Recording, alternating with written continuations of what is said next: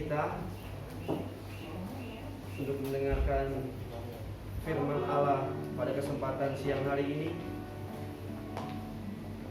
bahwa hanya Engkaulah harapan dalam kehidupan kami. Kita menaikkan pujian, Engkaulah harapan.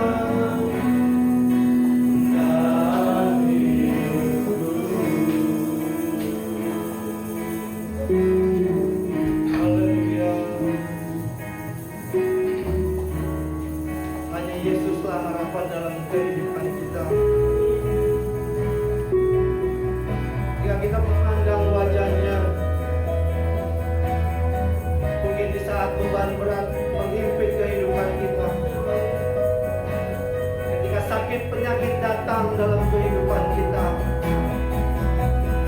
Kita berseru kepada Dia yang adalah Allah di atas segala Allah, Allah yang hidup. Ketika Dia memegang tangan kita, Bapak Ibu Saudara, Dia akan memberikan segala sesuatu yang terbaik dalam kehidupan kita. Amin. Haleluya. Haleluya. Terima kasih Tuhan. Terima kasih. Haleluya.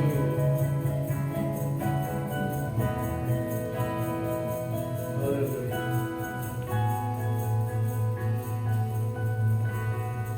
Lalu saya minta dengan kasih untuk Ibu Helen masuk ke dalam doa sebelum firman Allah.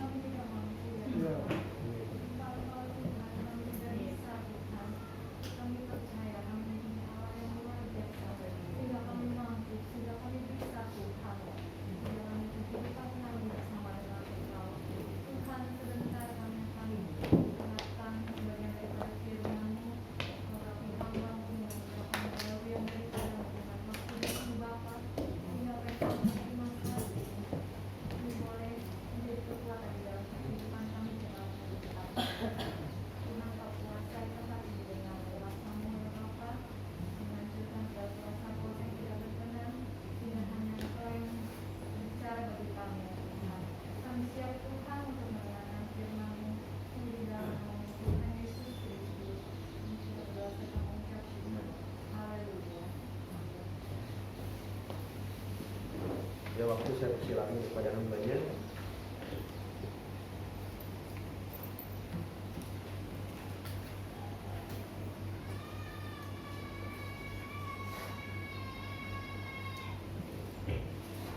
Shalom Bapak Ibu sekalian. Shalom. Shalom. Salam sejahtera dalam kasih Tuhan Yesus Kristus. Dan terima kasih buat kesempatan yang diberikan kembali kepada saya oleh Bapak dan Ibu Gembala tempat ini dan juga para pengajar di tempat ini. Dan kita bersyukur kita sudah menjalani ibadah-ibadah dari mulai Minggu Sengsara, kematian Tuhan Yesus, kebangkitannya pada tanggal 4 lalu. Dan hari-hari ini adalah hari-hari di mana murid-murid sedang menantikan akan janji Tuhan. Ya, dan kita percaya bahwa akhir zaman ini kita sangat membutuhkan Roh Kudus dalam kehidupan kita. Amin. Ya. Oleh sebab itu dikatakan apapun yang terjadi dalam kehidupan kita, kita percaya bahwa Tuhan, Bapak Gembala sering katakan, sekali-kali Dia tidak membiarkan engkau, dan sekali-kali Tuhan tidak meninggalkan engkau, membiarkan dan meninggalkan kita. Puji nama Tuhan. Firman Tuhan pada pagi hari ini saya memberikan judul Perpisahan yang Membawa Sukacita. Kita baca Injil kita, Alkitab kita di dalam Injil Yohanes pasal yang ke-16.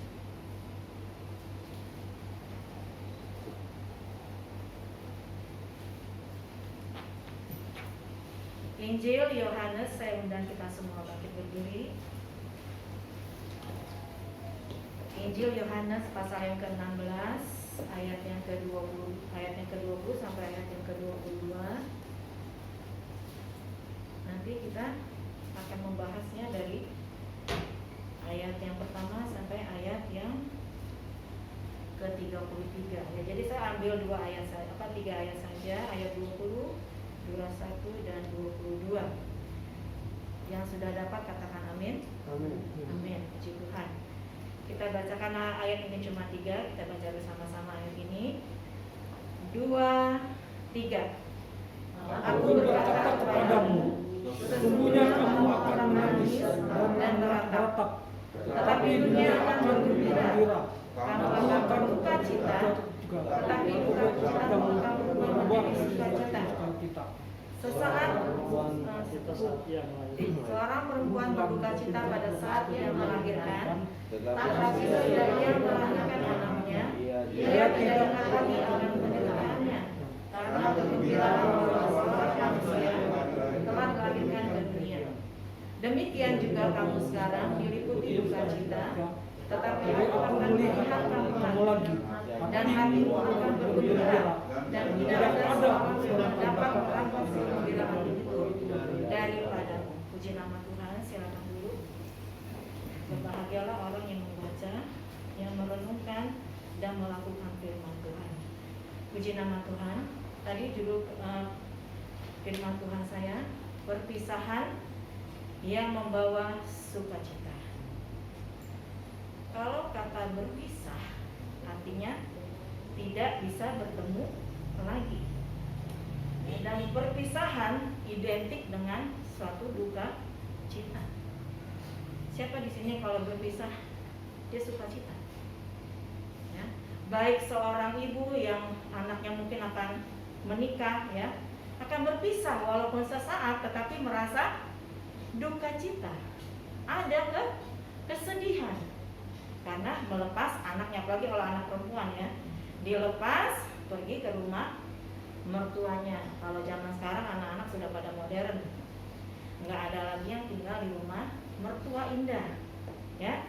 Tetapi kebanyakan sudah punya rumah masing-masing. Ya, itulah kelebihan dari anak-anak zaman modern ini. Nah, perpisahan tadi dikatakan identik dengan duka cita atau air mata. Contohnya yang paling konkret adalah perpisahan dalam kematian. Siapa di sini yang saudara atau kerabatnya meninggal, dia tidak merasa berduka cita? Ya, kita pun sesama sering menyebutkan, ya, sering mengucapkan turut berduka cita, turut merasakan apa yang dirasakan oleh keluarga yang ditinggalkan. Nah, di sini Yohanes kita baca di ayat yang ke-20, ayat yang ke-20 sampai ayat yang ke-22. Di situ Yesus akan berpisah. Kita review lagi ke belakang, ya. Yohanes pasal yang ke-16 ini dikatakan itulah saat-saat perpisahan Yesus dengan murid-murid, ya. Dan Yesus katakan di ayat yang ke-20, aku berkata kepadamu, sesungguhnya kamu akan menangis dan meratap. Ya, dikatakan sesungguhnya kamu akan menangis dan meratap. Ini terbukti. Pada saat Yesus disalib, semua murid-muridnya merasa kehilangan satu sosok. Ya, yang mungkin mereka kagumi, yang bisa memberi makan 5.000 orang, yang bisa menyembuhkan, yang bisa membangkitkan orang mati. Mereka sangat kehilangan seorang panutan, seorang guru. Tetapi dikatakan di sini ayat yang ke-20, dan dunia akan bergembira. Ya. Selanjutnya, tetapi duka citamu akan berubah menjadi sukacita.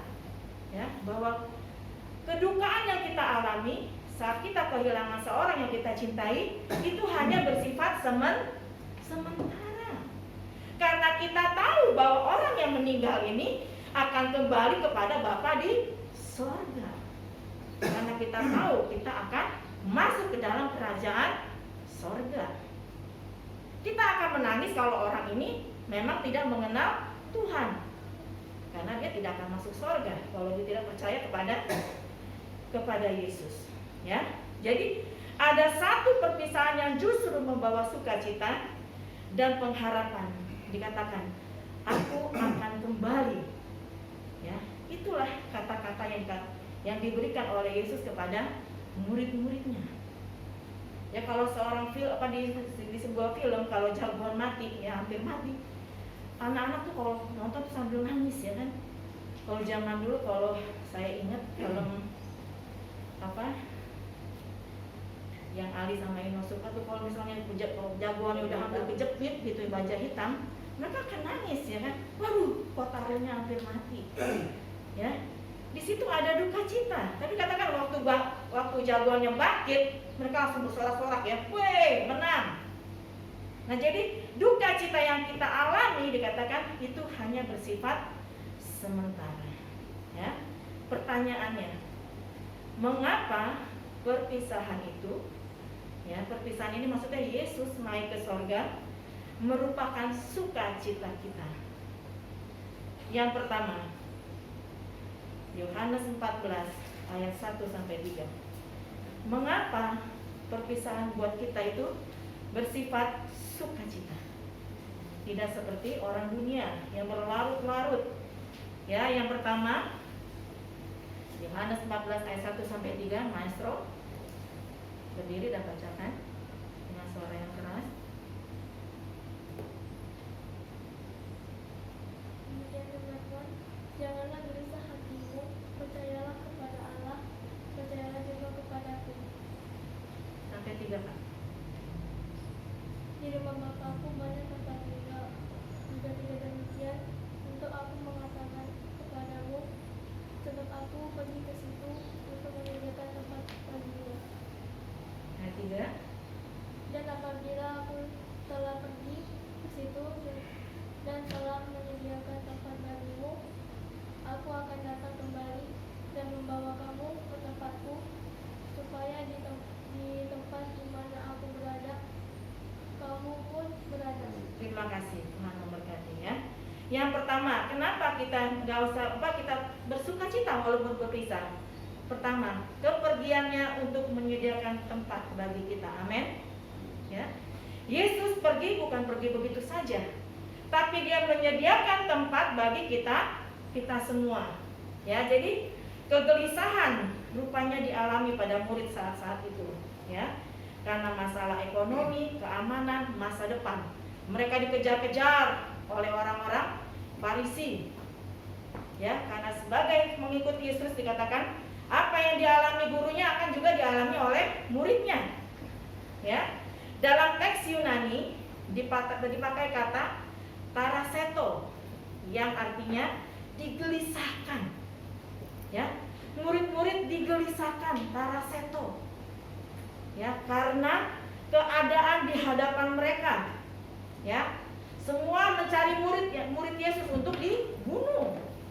Ya, dan mereka harus mengumpet di rumah-rumah penduduk yang lain, ya. Dan mereka gelisah, keamanan, ya. Karena masalah ekonomi saat ini juga, ya, anak-anak Tuhan banyak yang gelisah. Dan dikatakan oleh Tuhan Yesus itu bersifat sementara. Dan Yesus mengajukan mereka untuk percaya. Tadi Pak Maya sudah bacakan ya di ayat yang ke 1-3 dikatakan, janganlah gelisah hatimu, percayalah kepada Allah. Siapa yang saat ini sedang gelisah, gundah gulana, khawatir? Kuncinya di sini, percayalah kepada Allah. Amin. Percaya kepada Allah. Lalu dikatakan Tuhan Yesus pergi untuk menyediakan tempat bagi kita, yaitu rumah Bapa, sorga yang mulia. Konsep sorga bagi orang Yahudi seperti bait Allah. Mungkin di sebagian di sini sudah ada yang ikut kursus Alkitab. Jadi ada tabernakel, kemah suci, kemah sembahyang, bait Allah. Banyak kamar-kamar dan tingkatan-tingkatan kualitas yang berbeda. Jadi sorga bagi orang Yahudi itu seperti bait Allah yang ada tingkat-tingkatnya dan juga ada kualitas yang berbeda. Ya, bagi mereka itu sorga seperti itu. Dalam terjemahan bahasa asli, ya, bahasa Gerikan, ya, bahasa Yunani, ya, tempat kediaman atau rumah kita yang tetap. Amin. Ya. Filipi pasal yang ketiga ayat yang ke-20 dikatakan bahwa kewarganegaraan kita adalah di dalam sorga. Masih ada yang menetap di dunia, menjadi warga dunia? Nggak mau, saudara. Ya, karena warga negara kita adalah di dalam sorga. Walaupun mungkin di dunia ini kayak saya belum punya rumah, ya kan? saudara yang sudah punya rumah dikatakan kita cuma sementara. Seperti orang yang berkemah. Ada nggak orang berkemah menetap? Nggak ada. Hanya sementara di dunia ini kita berkemah. Ya, jika segala sesuatunya telah beres, Yesus datang lagi membawa kita. Amin. Ya, jadi bukan saja kepada murid-murid pada saat itu, kepada kita juga dikatakan jangan gelisah hatimu karena corona, ya, karena segala sesuatu yang membuat Anda gelisah, membuat Anda khawatir, dikatakan tetap percaya kepada Allah. Ya, jadi mengapa kita bersuka cita walaupun berpisah? Murid-murid saat itu dikatakan karena kepergian Yesus untuk menyediakan tempat. Jadi sorga kita nyata, ya, bukan karangan, bukan ilusi, tetapi ada. Ya, kata membawa di sini dalam bahasa Yunaninya paralem somai, bukan somai ya, tapi paralem somai, merupakan kata kerja yang menggunakan kata future, yang akan datang. Kalau bahasa Inggris ada future, ada ini kan. Jadi ada ini, Bapak menggunakan kata kerja yang bersifat akan datang, membawa, ya, dan tindakannya medial, artinya membawa bagi dirinya sendiri. Nyanya huruf besar. Kita dibawa kepada Yesus. Dia membawa untuk dirinya sendiri. Kita dibawa untuk masuk ke dalam surga bersama dengan Yesus. Amin. Sini semua yakin masuk surga? Amin. Ya. Yang kedua, kenapa perpisahan itu merupakan sukacita kita? Kepergiannya untuk menyediakan penolong bagi kita. 14 ayat 15 sampai 17. Bapak Felki, tolong bacakan ayat ini. Ayat 15 sampai ayat yang ke-17. Yohanes pasal yang ke-14 ayat yang ke-15 sampai ayat yang ke-17.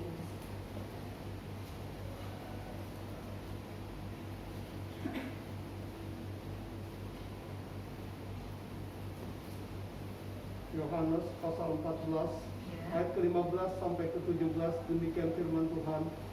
Jikalau kamu mengasihi aku, kamu akan menuruti segala perintahku. Aku akan meminta kepada Bapa, dan Ia akan memberikan kepadamu seorang penolong yang lain, supaya Ia menyertai kamu selama-lamanya, yaitu Roh kebenaran. Dunia tidak dapat menerima Dia, sebab dunia tidak melihat Dia dan tidak mengenal Dia. Tetapi kamu mengenal Dia, sebab Ia menyertai kamu dan akan diam dalam kamu. Amin. Ya. Sukacita itu kenapa? Karena kepergian Yesus menyediakan penolong bagi kita, yaitu Roh Kudus. Ketika masih di dunia, Yesus memang penolong yang setia. Dia menolong orang yang membutuhkan pertolongan, menyembuhkan orang sakit, membangkitkan orang mati.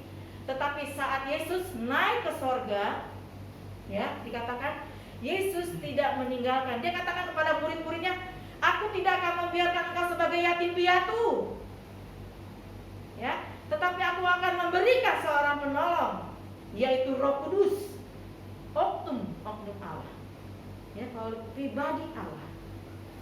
Ya, jadi Roh Kudus itu Allah sendiri, ya, bukan super yang keluar dari Tuhan, bukan, tetapi Allah sendiri, Allah pribadi yang memiliki pribadi, yang bisa disakiti, yang bisa didukai, yang bisa dibenci.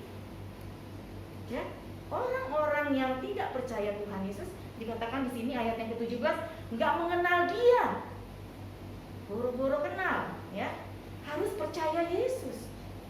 Dikatakan kepergian Yesus, Dia menyediakan penolong bagi murid-murid saat itu, dikatakan. Bahkan dikatakan lingkup Yesus saat itu masih terbatas, ya, 3,5 tahun Dia cuma melayani.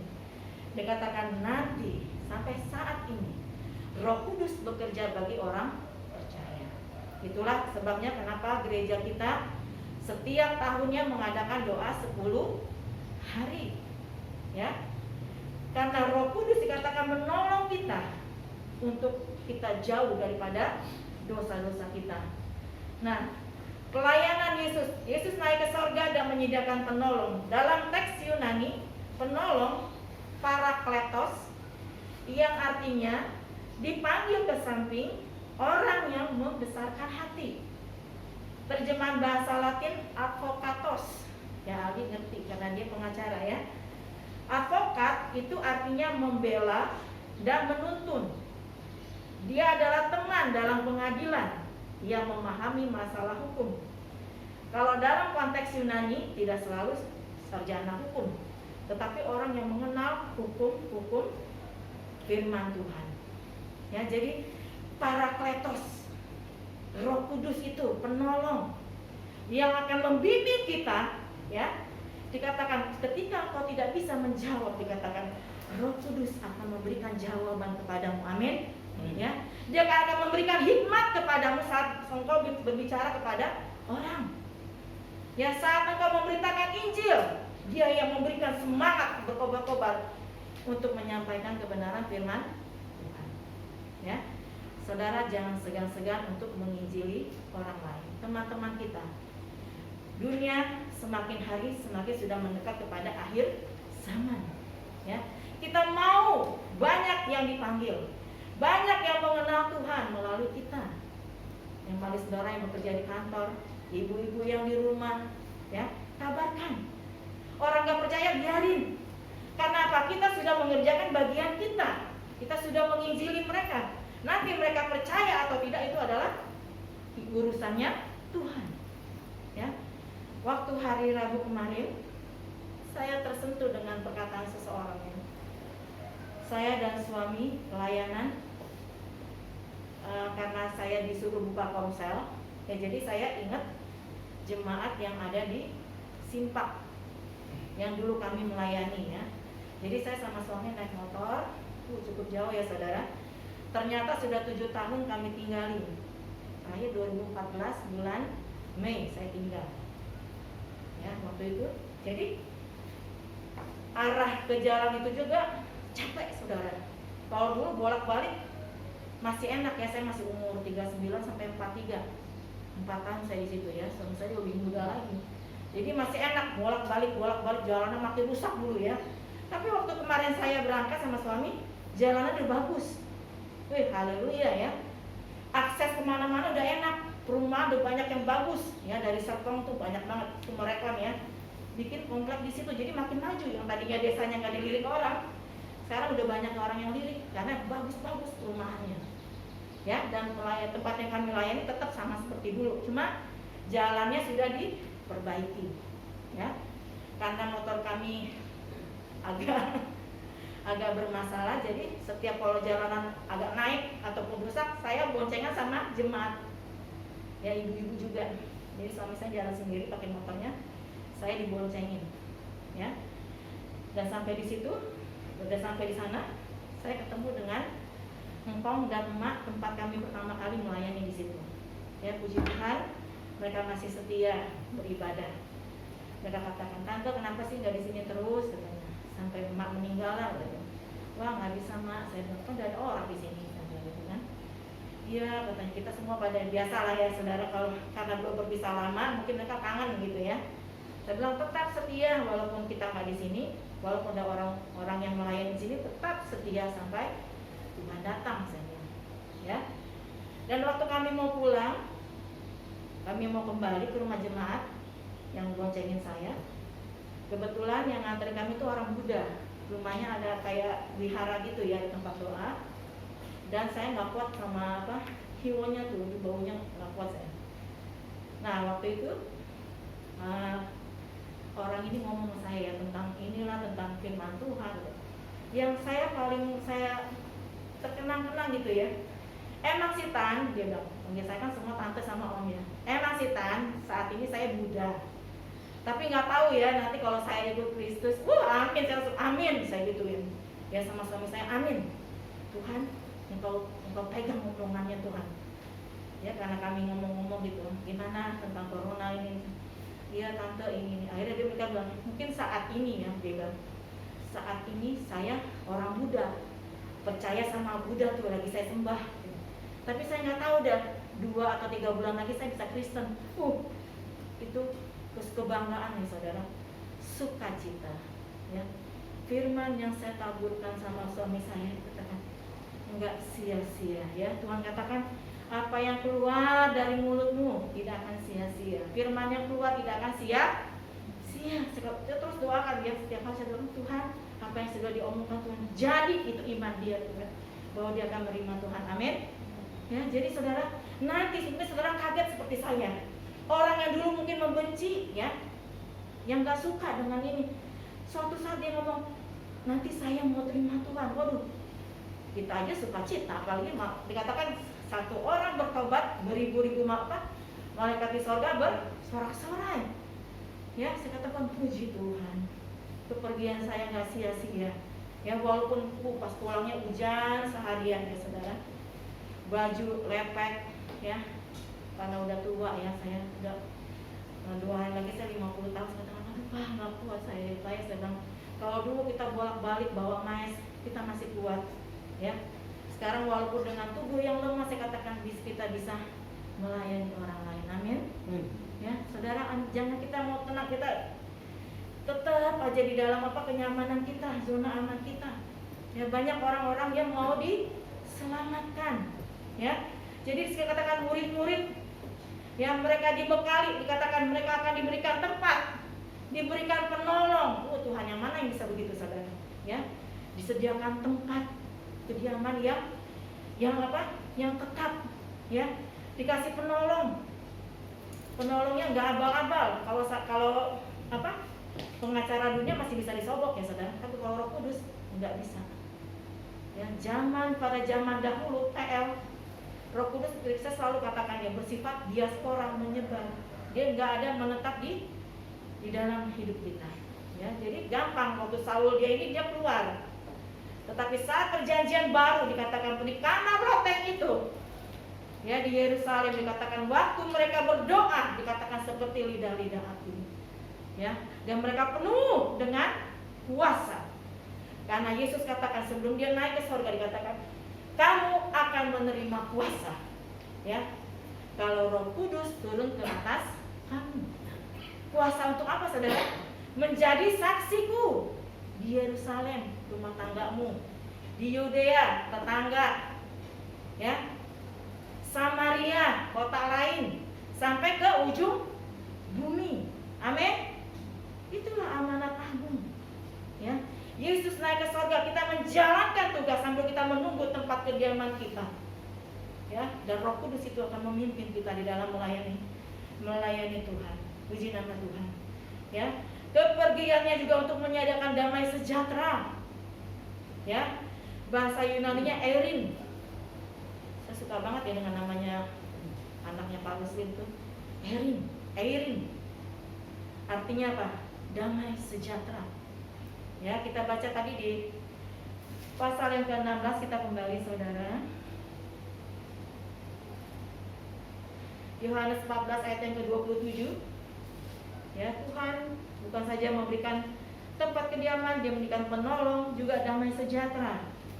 14 ayat yang ke-27 dikatakan, damai sejahtera ku tinggalkan bagimu, damai sejahteraku kuberikan kepadamu, dan apa yang kuberikan tidak seperti yang diberikan oleh dunia kepadamu. Janganlah gelisah dan gentar hatimu. Kalau saudara merasa khawatir, dikatakan percaya kepada Allah. Ya, kalau kita merasa takut untuk menjalani hidup ini, berarti saudara gak punya damai sejahtera.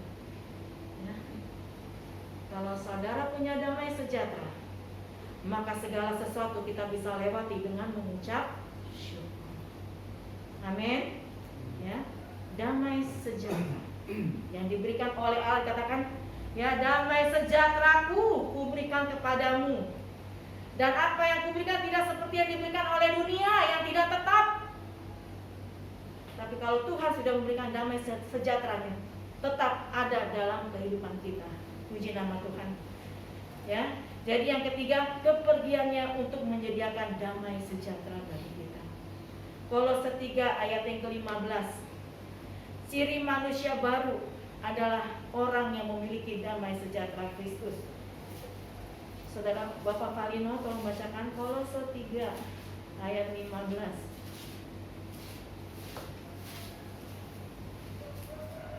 Kolose pasal 3 ayat ke-15, demikian firman Tuhan. Hendaklah damai sejahtera Kristus memerintah dalam hatimu, karena untuk itulah kamu telah dipanggil menjadi satu tubuh, dan bersyukurlah. Puji Tuhan, terima kasih. Ya, dikatakan di sini, hendaklah damai sejahtera Kristus memerintah dalam hatimu. Ya. Karena untuk itulah kami dipanggil menjadi satu tubuh, dan bersyukurlah. Ya. Jemaat Kolose yang diobok-obok oleh pengajar palsu dikatakan, damai sejahteraku kutinggalkan bagimu, ya, dan bersifat kekal. Dan dikatakan bersyukurlah. Ya. Sebagai manusia ciptaan baru, kita memiliki damai sejahtera. Dan damai sejahtera juga adalah satu buah daripada Roh Kudus, ya, kasih, sukacita, damai sejahtera ada di situ.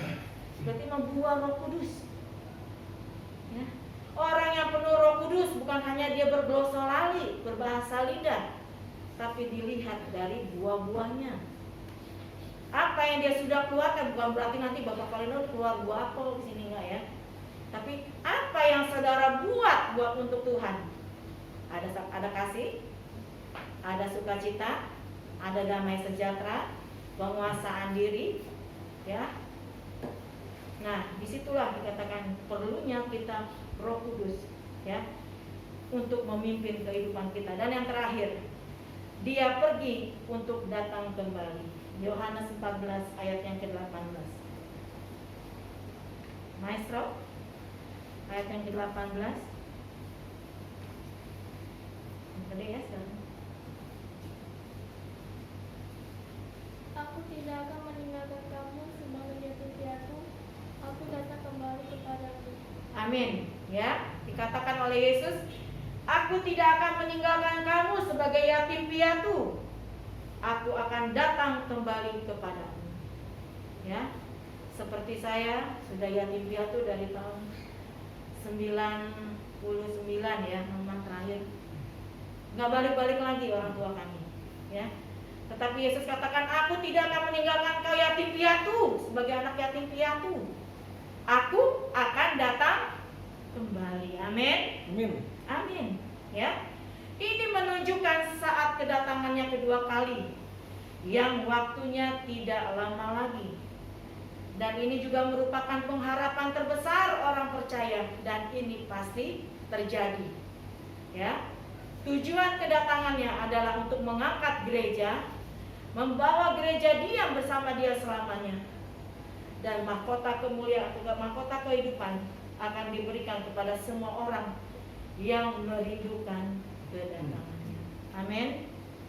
Orang yang merindukan kedatangan Tuhan, dia sudah dapat mahkota. Namanya mahkota kehidupan.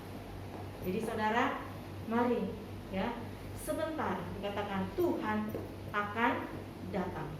Mungkin bagi yang tua-tua, saya udah dengar beratus-ratus kali Tuhan akan datang. Tuhan akan datang dan tidak pernah ada yang menyangkali, ya. Dia akan datang. Waktunya, ya. Saudara harus berjaga-jaga. Apakah engkau seperti 5 darah anak yang bodoh atau 5 anak darah yang pintar? Ya, yang masih membawa pelita dalam hidupnya. Ya. Ketika mempelai itu datang, apakah saudara sudah siap? Kenapa hari-hari ini cepat? Ya, anak saya kita udah mau selesai. Saya mau selesai, saya sudah masuk kesimpulan, ya, saudara. Dan 2 bulan lagi sudah ujian ini, ujian skripsi. Enggak apa, sepertinya saya baru kemarin aku bersaksi di gereja ya, masuk pasal 1, sekarang udah mau pasal 5. Ya, jadi saudara tuh hari semakin cepat supaya apa? Tuhan mempercepat hari supaya orang tidak menjadi durhaka. Orang-orang percaya supaya cepat tetap tetap menaruh imannya kepada Tuhan. Makanya hari dibuat tercepat, anak-anak semakin besar, ya, seperti kejapan mata dikatakan Tuhan akan datang. Maranatha, Yesus akan datang. Ya, persiapkan diri saudara. Ya, walaupun Yesus mungkin belum datang ke dunia secara fisik, dikatakan saat kematianmu itulah saat kedatangan Tuhan dalam hidup kita. Kita nggak ada yang tahu daripada ngantri, ya. Itulah dikatakan kita hidup berjaga-jaga. Bukan berjaga-jaga saja, tapi juga menghasilkan sesuatu bagi Tuhan. Ya, dikatakan orang yang melayani Tuhan, orang yang mengasihi Tuhan, dikatakan mahkotanya sudah tersedia di surga. Amin. Ya, firman Tuhan saya tidak panjang lebarkan, dan biarlah kita tetap di dalam iman percaya kita kepada Tuhan dan tidak bergeser oleh apapun juga dan tergeser oleh apapun juga, karena kita mempunyai kekuatan di dalam Tuhan, di dalam Roh Kudus yang memberikan kekuatan bagi kita. Para pemain musik saya undang maju ke depan. Saya rindu kita menyanyikan pujian Roh Kudus kau hadir di sini. Ku buka hati